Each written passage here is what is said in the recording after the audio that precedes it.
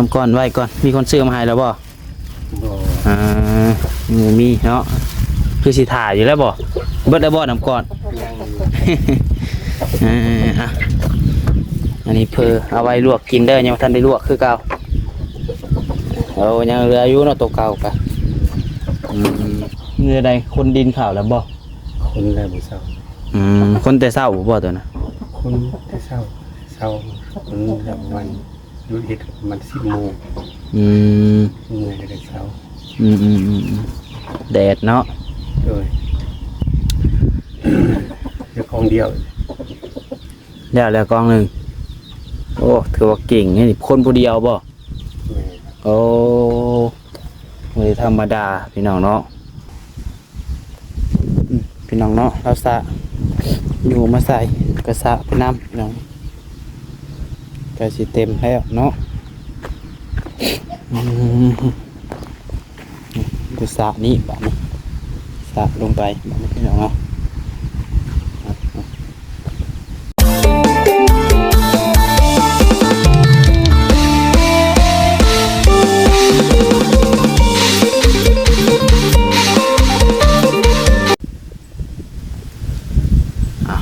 พาคนมาพี่สังพี่น้องอันนี้เนาะโซ่มืดผ้ามืดคนพี่น้องเลยลมพัดมาเย็นว่อยๆพี่น้องเนาะอยู่ที่ยังนาน้อยของอ้ายอาจคือเก้าพี่น้องเลยพี่น้องเนาะเมื่อนี้ก็มาสวยแน่พี่น้องเลยเนาะมื้อเช้านี้บ่ได้เข้ามาพี่น้องเลยเข้ามารอบเที่ยงที่แรกว่าจะเข้ามาแต่มื้อเช้านี้แต่ว่าไปส่งทางน้องสาวเนาะน้องสาวไปห้านแล้วก็เครื่องช่วยแม่พี่น้องเนาะที่แรกว่าไปส่งน้องละสีออกมาหาทางลุงอาจก้อนว่าเนาะเมื่อเช้านี้แต่พอดีทางพ่อของน้องพัดไส้เพิ่นเมื่อเฮ็ดเวียกแต่เช้านี่ก็เลยว่าอยู่ค้าเครื่องช่วยแม่พอดีเที่ยงพี่น้องเนาะเที่ยงคนบ่ค่อยมีลูกค้าบ่ค่อยมีก็จังได้ออกมาพี่น้องเอ้ยป้าให้น้องชายกับน้องสาวแล้วก็แม่อยู่กัน3 คนพี่น้องเนาะเอาพี่น้องเอ้ย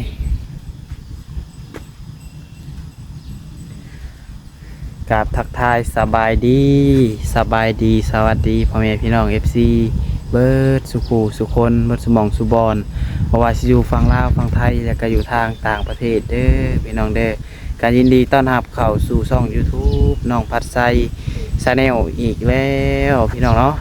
โดยพี่น้องเอ้ยพบพ่อกันกับน้องพัดไซมื้อนี้ก็ได้เดินทางมาของทางบ้านเฮือนของลุงอาจเพิ่นอีกคือเก่าเนาะพี่น้องเนาะที่แรกว่าซิบได้มามือนี่พี่น้องที่แรกว่าน้องพัดไซแชทหาทางไอรีเพิ่นพี่น้องเนาะว่าที่แรกว่าจากสิคอนตีรถไปนำอ้ายเพิ่นพี่น้องเนาะไปผู้แหละพลานพี่น้องเนาะไปหาทางสาวพรน้องพรนั่นแหละพี่น้องเนาะเพราะว่าทางน้องพัดไซกับโบมีรถแน่พี่น้องคันสิขึ้นไปผู้เดียวกับพี่น้องเลยโบมีรถอยู่มีรถจักรคันเดียวนี่แหละพี่น้องนี่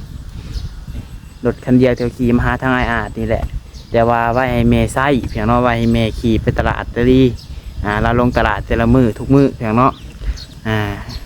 ขี่ไปซื้อนั่นซื้อนี่ผดยากคะแนนบ่มีรถแค่น้องก็ใส่เอาไปพี่น้องเนาะกันเบียงกับมันไกลแน่พี่น้องเนาะพาราน FC หลายคนก็ว่าคือบ่เห็นน้องปัดไส้ไปหาทางน้องๆเพิ่นเลยว่าไปเธอเดียวก็บ่ได้ไปเลยเนาะบวกกับช่วงนี้น้องปัดไส้ก็คือช่วงหลังๆก็มีเวียกลายพี่น้องเนาะก็เห็ดเวียกนั่นนี่พี่น้องเนาะแต่มันก็คอยเบาลงแล้วพี่น้องมีแต่มือแรงกับสีเททางหนาหันอีกหน่อยนึงมือแรงเนาะแต่ก็คือสีแล้วอยู่พี่น้องมือนี้ก้าวเอามืออื่นนี่ขนาดว่าทางรถทางอ้ายรีเพิ่นโมเต็มก็สิขอไปนำทางอ้ายเพิ่นพี่น้องเนาะซ้ำซาถาทางไอเตียงเพิ่นมาพี่น้องเนาะก็ยังพูดทางไอเตียงมันสิมามือใดพี่น้องเลยพี่น้องเนาะเดี๋ยวจังใดก็ฝากไว้พี่น้องเป็นกำลังใจให้น้องมาใส่เด้อพี่น้องเด้อเนาะพอพี่น้องเป็นกำลังใจกดไลค์กดแชร์คนละ1 ไลค์ 1 แชร์พี่น้องช่วงนี้ก็เบิ่งไปก่อนพี่น้องเนาะเดี๋ยวสิไปหาหลายคนอยู่พี่น้องนี่เนาะก็คือทางลุงอาจกันเนาะคนก็เข้ามาใส่เขามาเยี่ยมยามเขามาดูแลท่าทางไอเตียงเพิ่นมาหาแหละพี่น้องเนาะพี่น้องไปบ้านนี้บ่ลายมันสิยืดสิยาวได้พี่น้องเนาะมื้อนี้ก็เอาเพอกับน้ำก้อนมาผ่าง่ายเพื่อนเนาะเพอเกลือก๋วยเตี๋ยว2 ถุงอย่าง คนละทงกับแม่ป้ากันกับน้ำก้อนไอ้ซื้อมาให้ช้องผดทงมุ้ยบอนไซพี่น้องเนาะตาลดเต็มเท่าแดดนอกแล้วบ้านนี้พี่น้องนี่ดินเราก็แห้งเลยพี่น้องโอ้เราสวนเลยพี่น้องเนาะเราสวนไปใส่เลย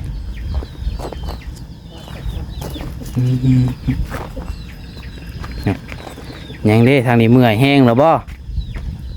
รับแล้วบ่กำลังชิมาปลูกเอาสะดอกขึ้นว่ารับเลย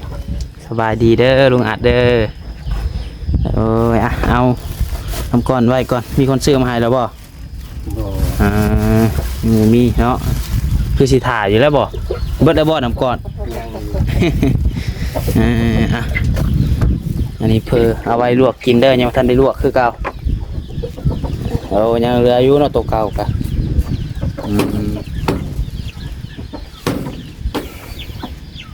คือเราโอ้ยอาจคลองกินน้ำก้อนแล้วยันเจ้าบุมีน้ำเย็นเช้านี้บริมาแต่เช้านี้ไปห้านไปส่งน้องผดคาอยู่ขายเครื่องใช้แม่เลย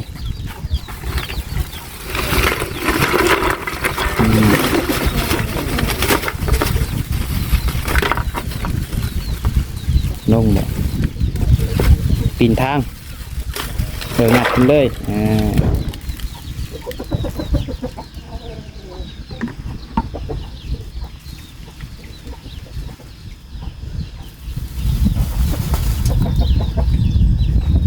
ไก่ชิดยอดเลยเอาไว้ก็เลือดทั้งหมดเลยโดยขึ้นไว้ถึงเพื่อ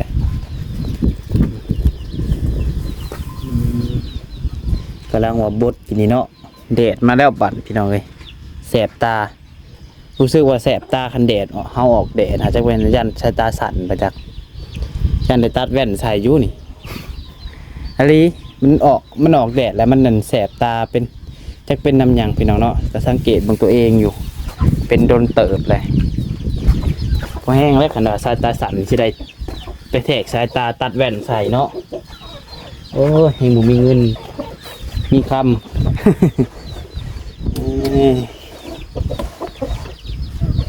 แน่มองไปแดดเลยแสบตาเลยนี่อะไรกินข้าวกินน้ำหรือบ่กินอ๋อตอนเที่ยงนี่ได้เที่ยงยังทันกินวัน10:30ข้าวเช้าฮะนายยังกินข้าวเช้าได้ปิ้งขึ้นนี่แหละน้องใช้มาฝากเลยกับแกงเห็ดกับหน่อไม้แกงเห็ดเอามาจะใช้หาบ่เป็นซื้อเขามาขายโอ้เห็ดปวกบ่เห็ดยังเห็ดยังไงมันจับขายเกี่ยวกับเห็ดปวกเห็ดยังคะแนนมันถือซื้อมาให้ได้ ซื้อมาให้แน่แถมมาขายต่อให้เฮาขนาดมันถือขนาดแม่มักอยู่เห็ดปวกเห็ดอันเพาะบ่คือว่ากบเขียดแค่มันเพิ่นนำมาขายแหละ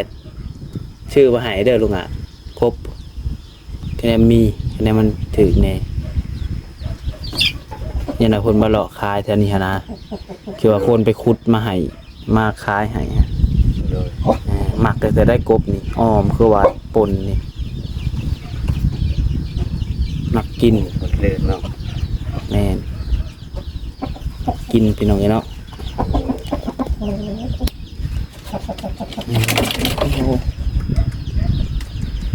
มากินเนาะมามือใหญ่ปอกเลยเนาะชาวมาเนาะแต่ใหญ่ซอยกันถึงแล้วเนาะคือสิได้อยู่เฮากันเนาะ7 โตรวมเบิดนะคุยได้เป็นอิ่มคาบหนึ่งเนาะบางทีเอาไป3 โตปล่อยไปนี่ปล่อยไว้ปล่อยมันลงน้ำ3-4 โตพอดีอิ่มคาบหนึ่งเนาะโอ้ยกี่โตมันก็เบิดแล้วก็กินลายได้สุภาพหาคนคาบ1 2คาบ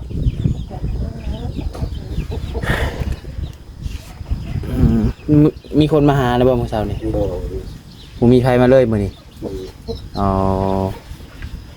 คือว่าเฮาคนแรกเลยได้มื้อนี้กันเนาะมาสวยยังบ่มีคนมาเลย ยัง บ่นิวก็ยังบ่ทันมา ยัง อ่าแสนหาเพิ่นคือว่า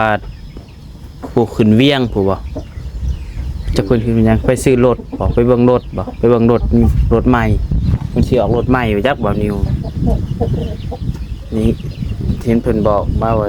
มาเบิ่งรถบ่โอ้ว่ะตาอยากไปนำแท้ว่ะเนาะบ่ได้กินลาบงัว ถ้าล่างเอาอยู่แรกคันเพิ่นซื้อกันเอาลุงอ่ะถ้าเอาน้ำแค่นี้น้ำมันกอกเฮาได้ล่างให้เพิ่นเนาะ โดย อืม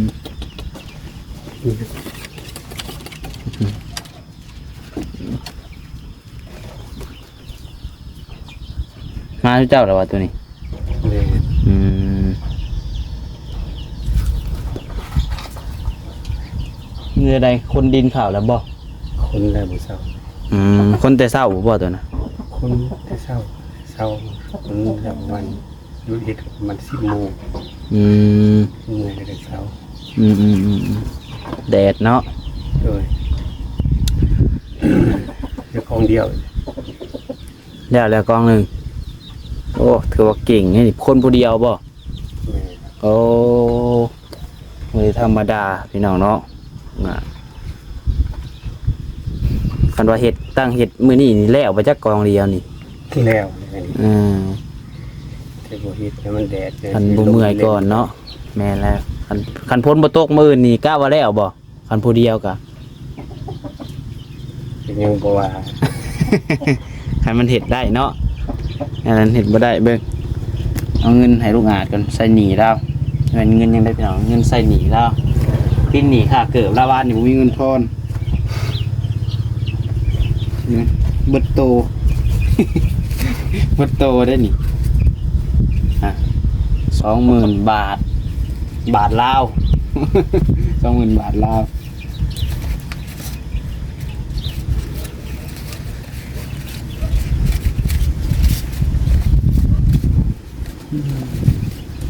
นอนลงผ่าไปนี่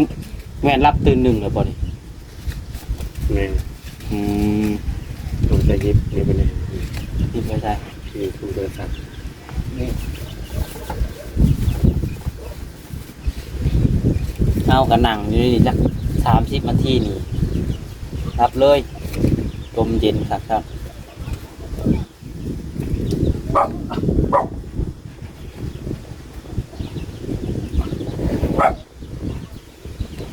เย็นมีแหงเด้เดี๋ยวนี้เนาะ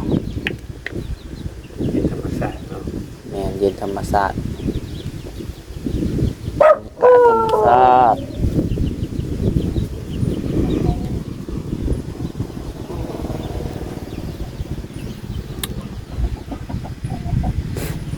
เดี๋ยวนอนเลย อยากนอนเลยลมพัดเลยอยากนอนเลย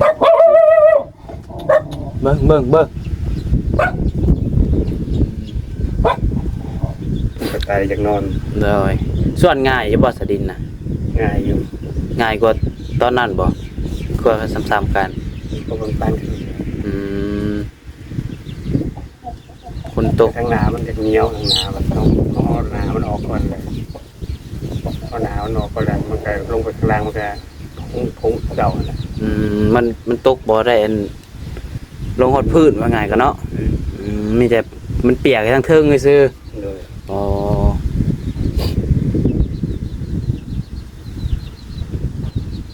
สิเต็มแล้วเนาะพอดีเต็มเนาะรถอีกรถหนึงเนาะ พอดี หญ้าก็เริ่มขึ้นเลยพี่น้องเลยสาจะบอกว่าฮอดเดือนหญ้ายังเขียวขึ้นเลยเนาะประมาณ3 เดือนนี่ยันเต็มเดินไปจักมันไกลภาษาก่อน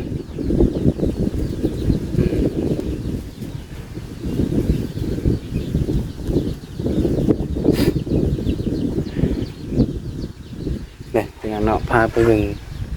ดินเราส่วนก่อนได้ร้ายเติบไปได้พี่น้องเลยนี่จะสิเต็มเลยอึ๊บ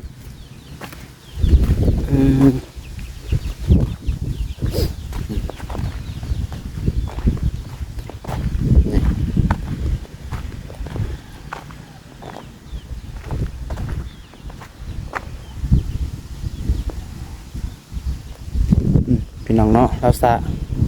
อยู่มาใส่ก็สะไปน้ำพี่น้อง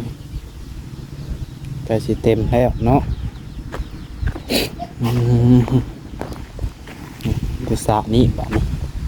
สะลงไปบ้านี้พี่น้องเนาะ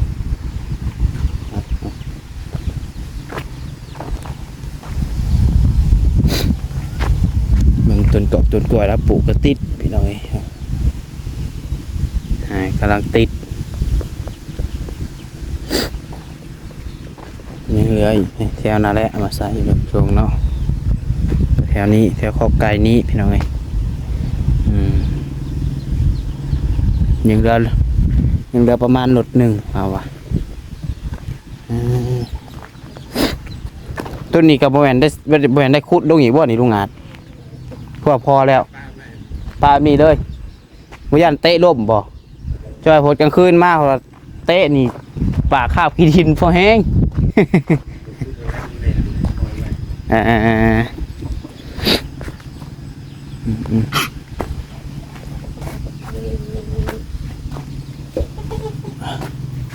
กล้ากับกำลังเคี้ยวเนาะโดยกล้าพ่นกับกำลังเคี้ยวพี่น้องไก่บริลงเลยตีบ่านี่เว้นมันไปเลยสงสัยมันใหญ่กล้าใหญ่มันบ่ไปเนาะบ่ไปกล้ามันออกเลย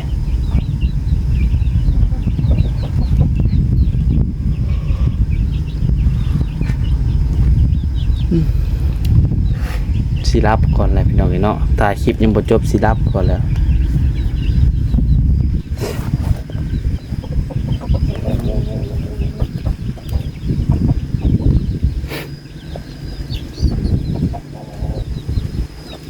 เขาสาบอกสบุญยังประทานเข่ามาเลยเหมือนนี้ประทานเห็นไหมพระประทัยเลยคนเดียวที่แรกเขาก็สิบได้เข่ามาหาแล้วเหมือนนี้กันที่แรกว่าจะขึ้นไปผูกขึ้นไปพารานผมเขาให้ดีแต่ว่าบริขึ้นไปทางง่ายเพิ่นไปก่อน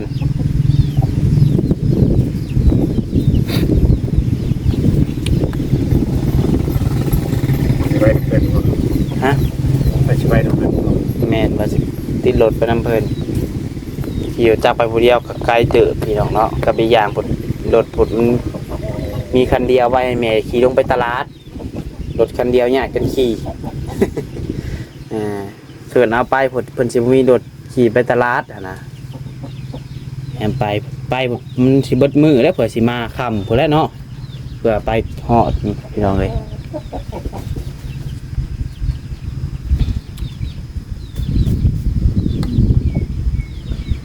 พรใหญ่ให้เชี่ยวขึ้นบอกเพิ่นเกี่ยวรถไทยมาใส่เอาไปเทียงไม่ใช่รถไทยมาแก้เอาไปเห็ดเสาเทียงบอกไปเทียง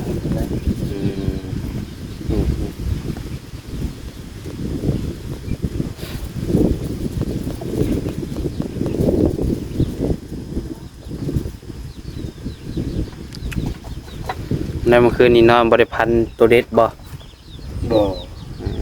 ตั้งแต่มานอนนี่บ่เคยแบบพันห้าพันยังเลยบ่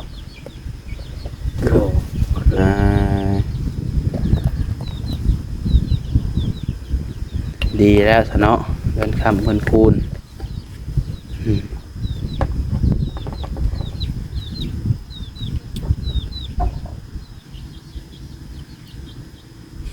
ทางเมวคำเพิ่นนอนอยู่เทิงบ่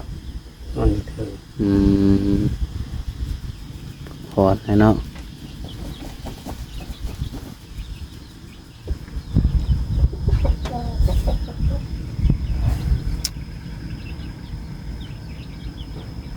สีแรงๆพอแล้วบ่สีเสื้อคนอีกดินนี่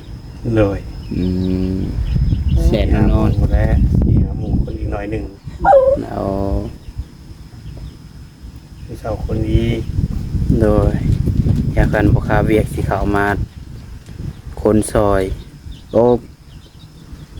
คือสิบ่ได้ข่าวมามือแรงเนาะลืมสิเทนหนาห่านอีกมือแรงนี่เทให้เป็นแล้วยังละน้อยหนึ่งเพิ่นสั่งแห่มาเพิ่มคือสิแล้วอยู่มือแรงนี่ก็เท4-5 โมงคือกันแล้วเริ่มเห็ดกะเห็ดตอนนี้บ่ไหวแดดแห้งแดดอ่อนๆผู้แล้วเห็ดคือกันเห็ดแมนเห็ดเวียกกลางคืนดีกว่าเห็ดกลางเว้นได้เฮาว่าเนาะ คือมื้อน่ะหาต้นเทมื้อน่ะเทฮอด9 โมงฮอดบ่ได้เมื่อยเฮ็ดดึกก็บ่เมื่อยคะแนนเฮ็ดต้นเว้นนี่ผสมปูนสอบเดียวก็คือว่าเพิ่นสิเป็นสิตายพี่น้องเอ้ย มีต้นแดดเนาะ แม่นนี่แหละเฮ็ดช่วงซำนี้แหละมื้อล่ะฮะตอนเว้นมื้อน่ะผสมสอบเดียวนึงก็บ่คือว่าเมื่อยแท้ เฮ็ดเอง ๆ บ่ เพื่อสิแล้วเทเองเฮ็ดเองเบิดพอเป็นช่างพอเพิ่นเฮ็ดเองเป็นเบิดขาดเทือนนั่นเรายังเฮ็ดเองเทือนก็บ่ได้จ้างมีแต่ขอแต่มีเงินซื้ออุปกรณ์เราอะ เราเฮ็ดไปเล่นขายแต่ว่าบ่ได้จ้างสร้างเฮ็ดนำกันกับเพิ่นแลผสมปอกผสมปูนให้เพิ่น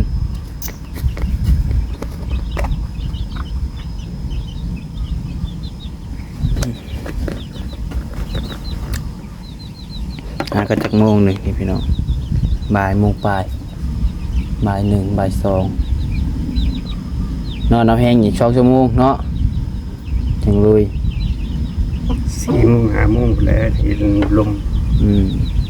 นี่จังหวะมันก็แดดบังนี่เนาะซีมคำเลยมันเฮือนบังเด็พี่น้องเฮือนบังมันบ่แดดมันได้ขัดฝนตกลงมากับประเทศนี้ มันตกดอก จักแลคืมอยู่แถวคืมแถวห้อนอยู่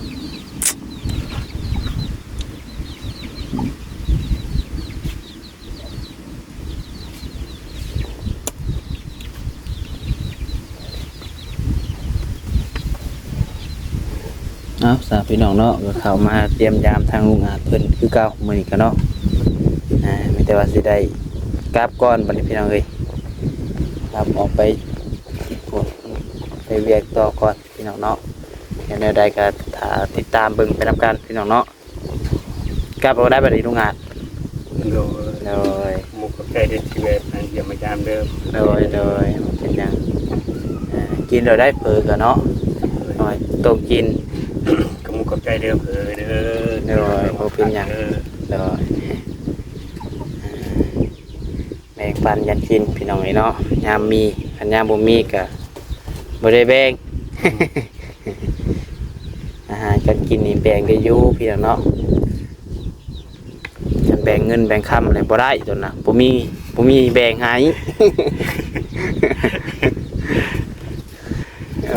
เอาหยอกเพิ่นก่อนพี่น้องเอ้ยไปนี่กลับกันเด้อ โดย สบายดีโดยไอ้พี่น้องเนาะเดี๋ยวพามาเบิ่งนี่ก่อนนิดนึงอึ๊บนี่เฮ็ดหยังเด้ทางนี้เนาะเออแล้วเราบอกคอไก่นี่ต้นอาซิมั่งบ่บัดนี้ต้นน่ะโอเคฮะโดยเบิ่งก่อนคะแนนเฮาบ่คาเวียกมึงเถื่อมื้ออื่นเฮาขึ้นพลานคะแนนบ่ได้ไปเวียกเด้สิมาซอยโดยพี่น้องเนาะยังบ่ฮู้คันสิได้ไปคันบ่ได้ไปก็เดี๋ยวเขามาหาสิมั่งซอยดินเสียงลาวกันยังเหลือประมาณรถหนึงซับพี่น้องเนาะอีกบ่เกินก็คือสิแล้วพี่น้องเอ้ยโอเคเด้อสับพี่น้องเด้อสำหรับคลิปนี้ก็สิได้ขอลาพ่อแม่พี่น้องไปก่อนเนาะถ้าหากมีผู้รักผู้ใหญ่ใจบุญท่านใดอยากช่วยเหลือทางลุงอาจเนาะก็ติดต่อหาน้องปัสไซได้เด้อพี่น้องเด้อโอ้ยสุดท้ายนี้ก็ขอกล่าวคำว่าสบายดี